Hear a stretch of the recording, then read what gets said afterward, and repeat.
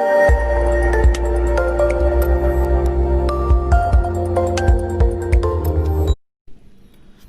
Everyone दोस्तों, आज हम सभी लोग मंजरी पाठ्य पुस्तक का चैप्टर नंबर 18 का अध्ययन करेंगे।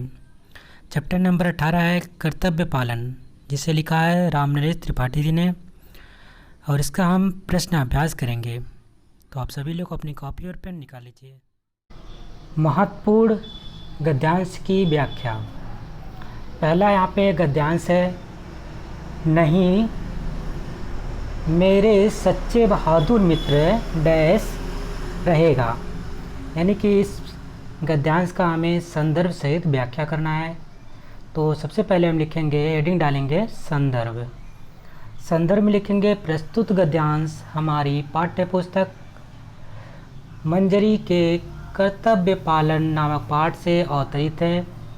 इसके लेखक राम नरेश त्रिपाठी हैं। अगली हेडिंग होगी प्रसंग। प्रसंग में लिखेंगे, राजा वन में वन रक्षक से मिलता है। वन रक्षक ने उसके साथ ईमानदारी से अपने कर्तव्य पालन का ध्यान रखकर समुचित व्यवहार किया। उसे पहले राजा का परिचय ना था, परंतु बाद में एक दरबारी के कुशल पूछने पर राजा को पहचाना और क्षमा मांगी। नेक्स्ट हेडिंग होगी व्याख्या। व्याख्या में लिखेंगे, जो राजा था वो वनरक्षक पुंडरीक के कर्तव्य पालन का ध्यान रखने के कारण बहुत प्रसन्न हुआ। उसने उसे बहादुर मित्र कहा और अपनी योग्य पदवी के लिए उसे तलवार प्रमाण के रूप में भेंट की। उसके लिए 1000 रुपये सालाना पुरस्कार भी घोषित किया, जो उसे जीवन पर्यंत अपनी अच्छी सेवा के कारण मिलता रहेगा। राजा ने पुंडरीक को राज्य रत्न कहा। अब कुछ यहाँ पे हमारे जो महत्वपूर्ण जो गद्यांश था वो कंप्लीट होता है। अब ये एकांकी से कुछ महत्वपूर्ण प्रश्न हम देखेंगे। पहला प्रश्न है, राजा द्वारा ली गई परीक्षा में वनरक्षक किस प्रकार खरा उतरा। आपको इसका आंसर लिखना है, तो आंसर में लिखेंगे, जब राजा वनरक्षक पुंडरीक की झोपड़ी में रहने देने के बदले रुपए देना चाहा, तब उसे रिश्वत बताया और लेने से इनकार कर दिया। फिर इसके बाद जब राजा राजधानी तक चलने के लिए कहा तो वह इनकार करता है और कहता है कि अगर स्वयं राजा भी आ जाएं तो भी इस समय मैं राजधानी नहीं जाऊंगा। इस तरह वनरक्षक राजा की परीक्षा में खरा उतरता है। अगला प्रश्न है, नीचे लिखे वाक्य में 3 संभावित उत्तर दिए गए हैं। सही उत्तर पर सही का निशान लगाना है। प्रश्न यह है, राजा ने तलवार खींच ली, क्यों की। जो राजा था उसने तलवार खींचा, क्यों। इसका हमें यहाँ पे 3 ऑप्शन दिए गए हैं, जिसमें से एक सही है, उसके सामने सही का निशान लगाना है। तो पहला दिया गया है, पहला ऑप्शन, वह वनरक्षक को दंड देना चाहता था। दूसरा है, वह वनरक्षक को क्षमा करना चाहता था। तीसरा है, वह वनरक्षक को सम्मान देना चाहता था। तो इसका राइट ऑप्शन हो जाएगा, राइट आंसर हो जाएगा ऑप्शन नंबर ग। यानी कि जो राजा था तलवार इसलिए खींची थी क्योंकि वह वनरक्षक को सम्मान देना चाहता था। अगला प्रश्न है प्रश्न नंबर 3, वनरक्षक द्वारा परिचय पूछे जाने पर राजा क्या उत्तर देते हैं। तो उत्तर में लिखेंगे, जो वनरक्षक परिचय पूछता है तो राजा क्या उत्तर देते हैं। उत्तर में राजा कहते हैं कि इन प्रश्नों का उत्तर देने का मुझे अभ्यास नहीं है। ये अपनी कॉपी में आप नोट करते चलिएगा साथ में। प्रश्न नंबर 4, इसको आप याद भी कर लीजिएगा, सिर्फ नोट नहीं करना है, ठीक है। प्रश्न नंबर 4 है, वनरक्षक को राजा पर क्या संदेह होता है। उत्तर में लिखेंगे, वनरक्षक को राजा पर बदमाश होने का संदेह होता है। अगला प्रश्न है प्रश्न नंबर 5, यहाँ पे सिर्फ एक्सरसाइज कराई जा रही है। अगर पार्ट पढ़ना है तो आप कमेंट करके बोल सकते हैं कि सर पार्ट भी पढ़ाइए। यहाँ पे सिर्फ एक्सरसाइज कराई जा रही है, तो आप एक्सरसाइज यहाँ से नोट कर लीजिएगा, प्रश्न उत्तर, ठीक है।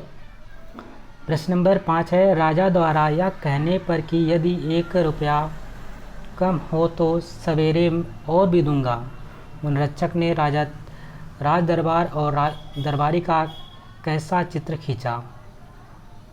उत्तर में लिखेंगे, वनरक्षक की नज़र में राज दरबार में काम करने वाले दरबारी हर छोटे बड़े काम के लिए रिश्वत देते हैं या लेते हैं या आश्वासन देते हैं। प्रश्न नंबर 6, वनरक्षक को उसकी नेकी और ईमानदारी का क्या फल मिला? उत्तर में लिखेंगे, वनरक्षक को उसकी नेकी और ईमानदारी के लिए 1 तलवार और 1000 रुपये सालाना का पुरस्कार जीवन भर के लिए मिला। प्रश्न नंबर 7 है, एकांकी में वनरक्षक के व्यक्तित्व की किन किन विशेषताओं का पता चलता है? उत्तर में लिखेंगे, एकांकी में वनरक्षक के व्यक्तित्व की कर्तव्यपरायणता, ईमानदारी, राजभक्ति, बहादुरी, स्पष्टवादिता जैसे विशेषताओं का पता चलता है। प्रश्न नंबर 2 है, निम्नलिखित शब्द के अर्थ लिखकर उनका वाक्य में प्रयोग कीजिए। तो यहाँ पे कुछ शब्द दिए गए हैं, इसको अपने वाक्य में प्रयोग करना है। तो सबसे पहला शब्द यहाँ पे है, आप डाल लेंगे शब्द एक तरफ, बीच में लाइन खींचेंगे, दूसरी तरफ लिखेंगे वाक्य में प्रयोग। ठीक है, शब्द का वाक्य में प्रयोग, इस प्रकार आप बीच में लिख लेंगे। उसके बाद पहला शब्द लिखेंगे, पहले शब्द के सामने पहला एक लिख देंगे।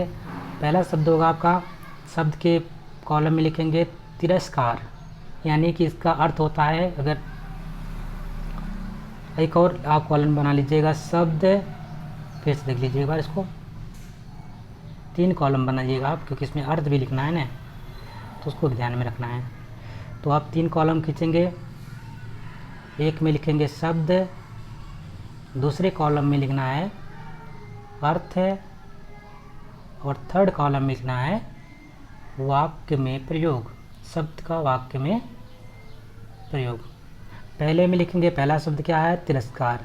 अर्थ में क्या लिखेंगे? अवहेलना। वाक्य में प्रयोग इस प्रकार से होगा, राजा ने तिरस्कार से उसे नीच कहा। ठीक है, अर्थ में लिखेंगे अवहेलना, शब्द में लिखेंगे तिरस्कार, और वाक्य में प्रयोग में लिखेंगे राजा ने तिरस्कार से उसे नीच कहा। इसी प्रकार से जितने भी यहाँ पे शब्द हैं सबका इसी प्रकार से हम अपनी कॉपी में नोट करेंगे। दूसरा शब्द यहाँ पे है यकीन, यानी कि विश्वास। इसका अर्थ हो जाएगा विश्वास। मुझे यकीन है कि वही लड़का चोर है। ठीक, वाक्य में प्रयोग हो जाएगा। अगला शब्द है मुनासिब। मुनासिब का अर्थ होता है उचित, और वाक्य में प्रयोग हो जाएगा जो मुनासिब समझो वही करो। अगला शब्द है रिश्वत, यानी कि घूस।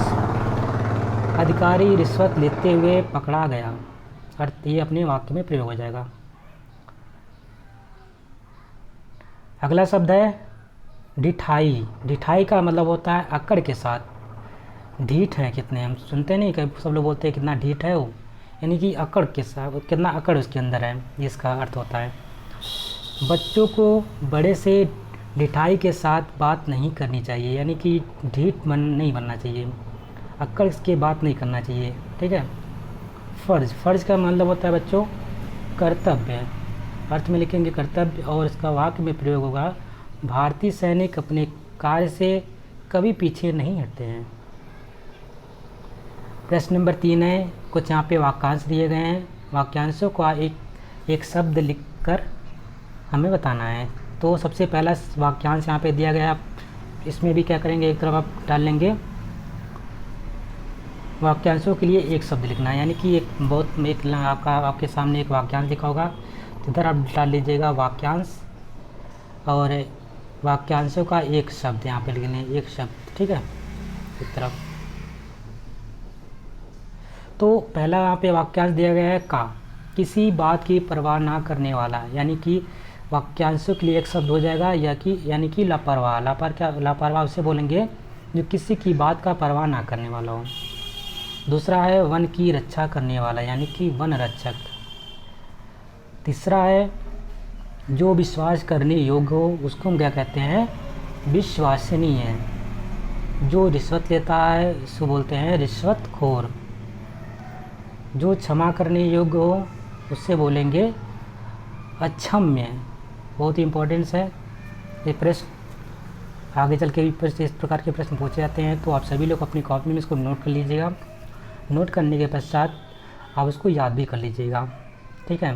क्योंकि आपके अगर पेपर्स होते हैं तो कहीं ना कहीं जो प्रश्न होंगे यहीं से पूछे जाएंगे, और नहीं होते हैं तो फिर भी अगले साल के लिए जो बच्चे हैं उनके लिए भी बेहतर यहाँ पे आंसर है सब। तो आप सभी लोग इसको नोट कर लीजिएगा और याद भी कर लीजिएगा। Thank you, have a good day.